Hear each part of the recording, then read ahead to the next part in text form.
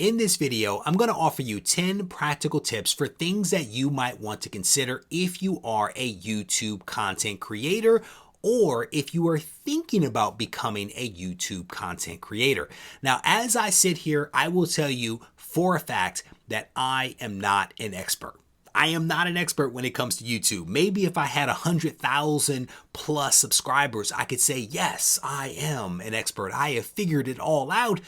But that is not the case. I am someone that has been doing this for a couple of years, that has experienced some successes, but I've also had some failures. But I am really focused on trying to, as best I can, help the community as a whole, specifically the collectible community. And that's really where I'm going to focus a lot of my comments. But depending upon your niche or your sector, there could be some things that are applicable to your specific area. And I will encourage you, if there are other tips and pointers that you've experienced that you want to offer up, be certain to leave those down in the comment section because we can all continue to learn from one another. Now, with that said, let's get to the tips. The first tip that I want to offer is to think about your goal. And I'm not talking about the content per se, but I'm talking about why are you thinking about starting a YouTube channel, or why have you started one? Is it because you're simply trying to have fun? Or is it because you're trying to generate revenue? Is it because this is something that you want to do in your retirement years? Is it because you want to entertain people or educate people? Why are you starting a channel? That is like the first question that you have to ask yourself. And in my head, I don't know that it has to be a singular goal. You might actually have multiple goals, and that's actually okay. You might come up with one goal today, but say that you want to evolve it to achieve this other goal. That too is okay. My point here is that you just want to give some thought to why are you doing this? And I say that because when it comes to potentially the type of content that you create, your purpose will influence the type of content that you ultimately create on your channel. If you're really focused on educating people, then there could be topics that you want to explore because it makes more sense for you as an educator to do that versus someone that is trying to generate revenue. They may create an entirely different type of content. And again, these things are not polar opposites of one another. You could start out educating people for the purpose of eventually making it into something that generates a ton of money. My point here is to give thought to the why behind what you're doing. So the second thing that you want to think about is the name of your channel. And I purposefully chose the name Regie Collects because it tells you a lot. It tells you who I am, technically tells you the spelling of my name, which is something that people still struggle with, but it also tells you that Regie collects. Now, what it doesn't tell you is the what it is that I collect, and that was purposeful because I wanted to give myself a little bit of freedom to collect different types of things. And when I started my channel at the end of 2017, the beginning of 2018, I didn't really know where this journey was going to take me. And so I did not want to pigeonhole myself into too narrow a niche. And so, for example, I have an interest in NFTs, non-fungible tokens. If I had simply called my channel Regie Collects Comics, that's kind of narrow, doesn't necessarily allow me to talk about other things and to collect other things. So I left it a little open-ended. There is another YouTuber that is out there by the name of Comics Explained. And it is honestly a wonderful name. It literally tells you everything that you need to know. It is a person that explains comics. Pretty straightforward. Now, when he decided that he wanted to talk about some other things, he actually decided to create an entirely separate channel. And I think his other channel is Pop Culture Explained. Still a wonderful name, but you can see how he had to carve out a different niche for himself to talk about some other things because of how he named his channel. Now, to his credit, his naming convention works incredibly well. Comics is a term that is widely searched on YouTube, and that benefits him greatly when people just type in comics. They find Comics Explained a lot easier than they find Regie Collects. So there is a little benefit to that pigeonholing. My point here is that you want to give thought to, again, your goal, what you're trying to do, what your name is, and where you might go in the future. Again, these 2 points are definitely connected. Now that you've decided on a name, that actually brings me to tip number 3, and it's really around making sure that all of your usernames are aligned to the name that you have landed on. If you have a YouTube channel and you have a name there, you should use that same name on Twitter, on TikTok, Instagram, Facebook, Discord, wherever you happen to be. You want to have the same name because it makes it really easy for people to be able to find you on the various platforms. And I will tell you for a fact that one of the things that I actually do is whenever I hear about a new social media platform, I try to join that social media platform and lock down my name. That way, I know that Regie Collects is actually protected should I ever really want to go to that platform. For example, I have Facebook and TikTok and Twitter and Instagram, right? And as more platforms come on board and are launched, I will go to those platforms and lock down Regie Collects on them as well. So this whole idea of branding and alignment is an important element, especially if you are going to grow your brand into the future. That actually brings me to my 4th tip. And the 4th tip is to think about your legal structure. And I am not a lawyer. I do not profess to be one, but I think that you want to give thought to whether you need to incorporate in some form or fashion because it's going to give you some type of protection. And I will tell you for a fact that I did not have an LLC from day one. When I created my channel, I had no clue where it was going to go. I didn't know if it was going to be successful, so I did not do it from day one. But as I continued to do more and have more success and do more things, I decided that an LLC was the right move for me.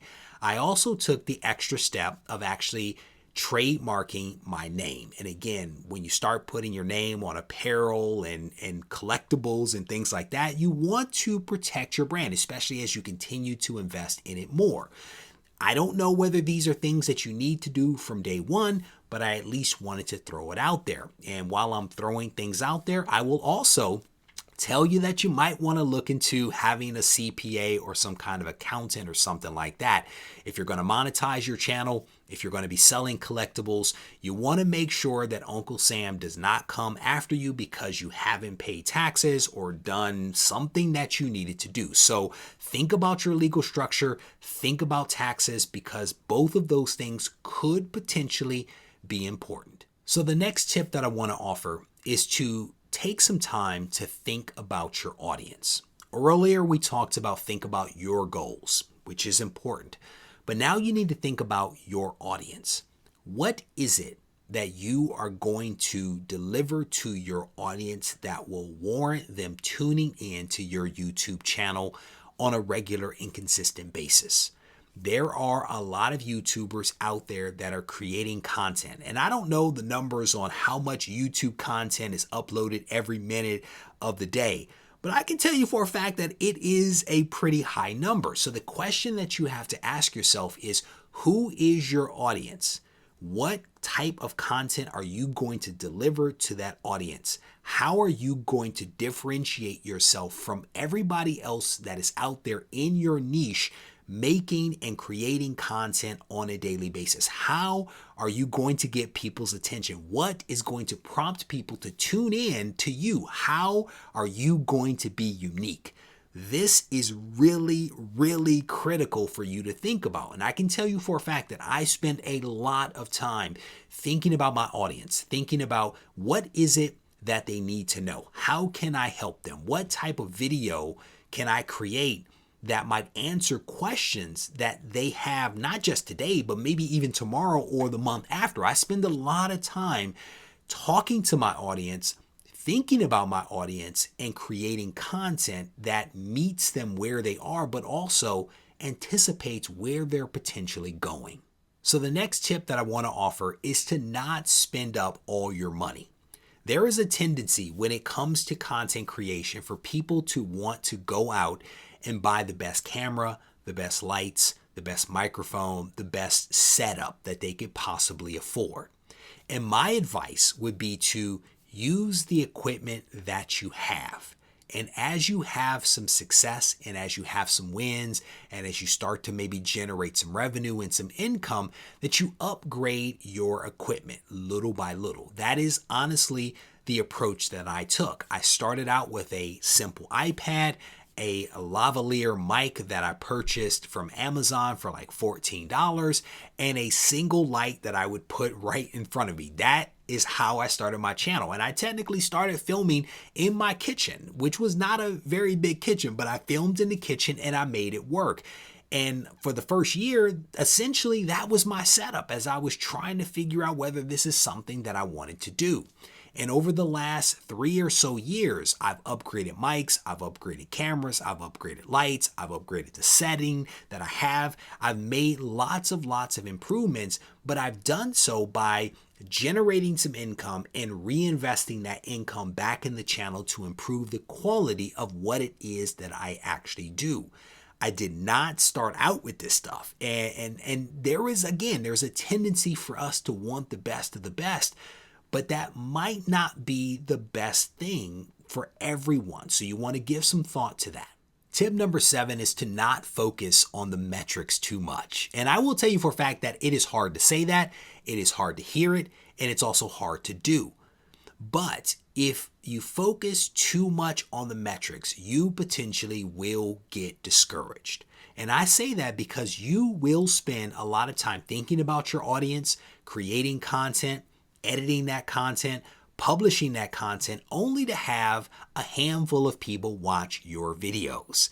That is a hard pill to swallow. But I can tell you for a fact that in my first year, I was getting roughly 50 views on certain videos, 50 to 100 views. And it might be different depending upon your niche or your genre, but that was my path. And had I focused too much on the metrics, I potentially would have been discouraged and actually stopped creating videos. But my goal, going back to tip number 1, was to have fun. It was to reach out beyond my immediate sphere and connect with other people in the community. So even if it was 50 people, that was 50 more people than I had just a few days ago. So I wasn't so much caught up in the metrics that I became discouraged. I was actually encouraged by the fact that 50 people, 100 people actually tuned in to watch my video. I thought that that was really cool. But I'll also tell you for a fact that those early videos were not good.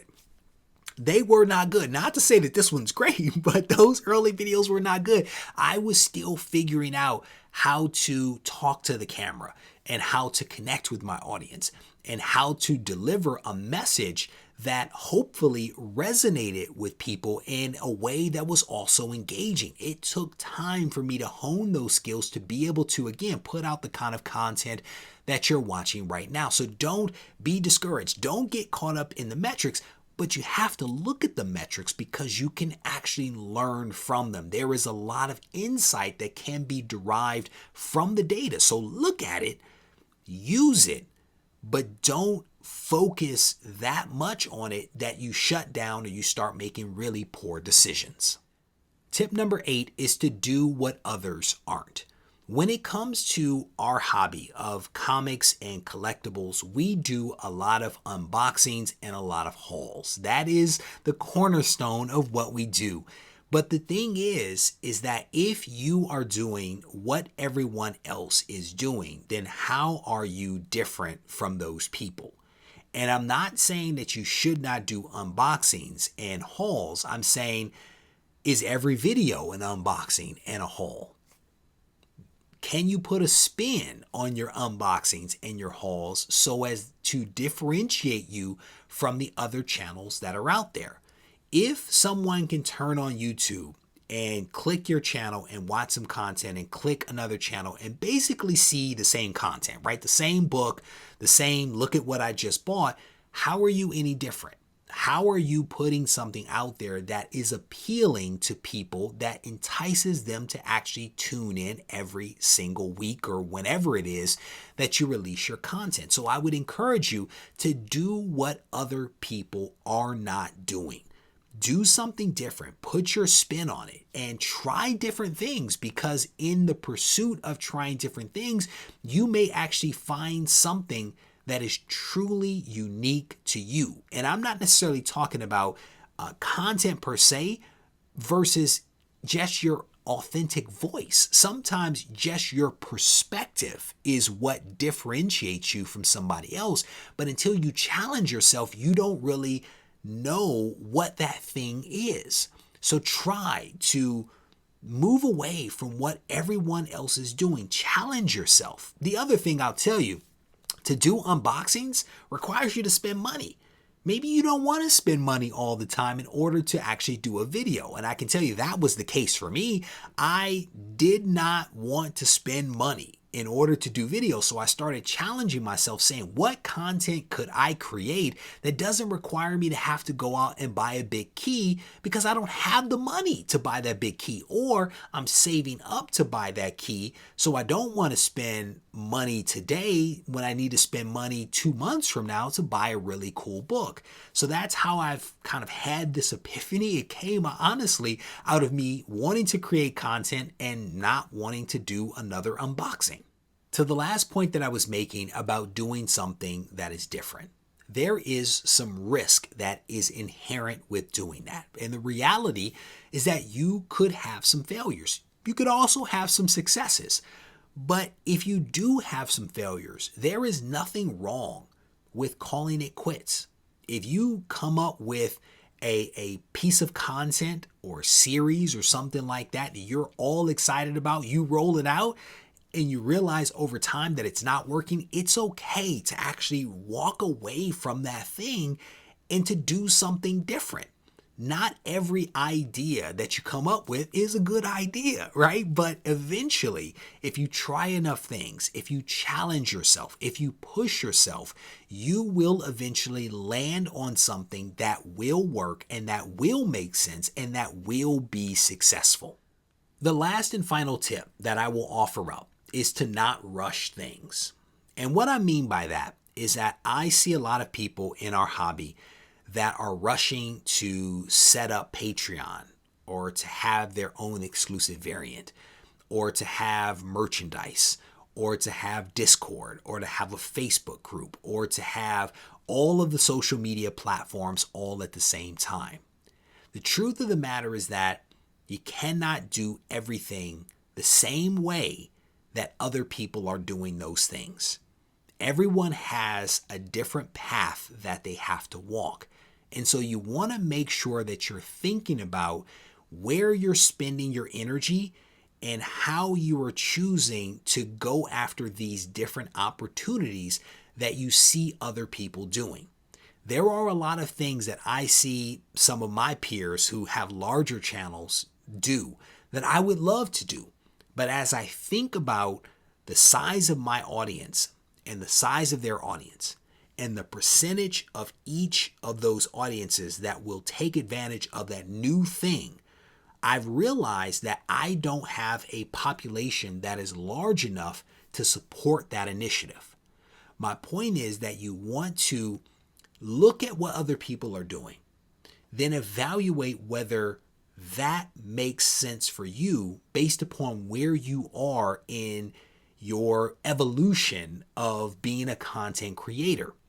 There are some things that might seem like a great idea, but maybe in the future, that's when you execute those things. And this is honestly, again, one of those hard pills to swallow, but it's important to make mention of it. If you come out with something, 100% of the people that subscribe to your channel will not be activated by that thing. There is going to be a small percentage that will. And the question is that small percentage of people that are activated enough to offset the time, energy, effort, expense in the thing that you're doing? And if the answer is no, then you might need to push that activity to the future and focus on something else where you have some true opportunities.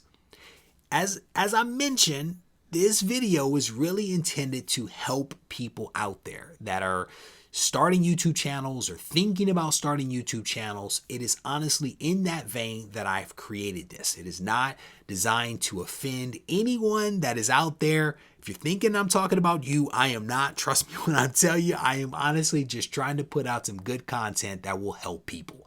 As always, if you guys need to reach out to me, feel free to do so on Instagram at Regie Collects. Take care.